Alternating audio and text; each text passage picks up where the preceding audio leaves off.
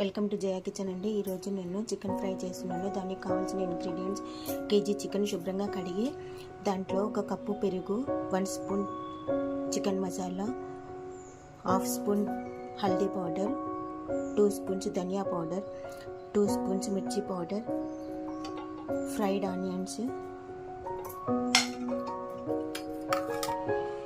Whole garam masala, కొద్దిగా jeera powder,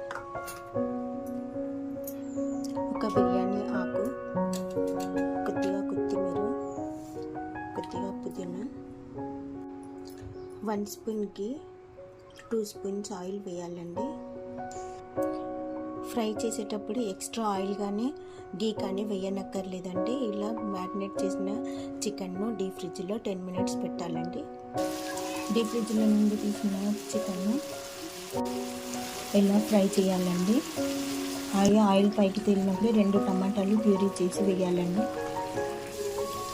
ఇలా water అంతా ఇంకిపోయి ఆయిల్ పైకి తేలినప్పుడు ఇంకా స్టవ్ ఆపేసి కొత్తిమీరతో గార్నిష్ చేసుకొని ఫైనల్లో కొద్దిగా లెమన్ జ్యూస్ పోసుకోవాలండి.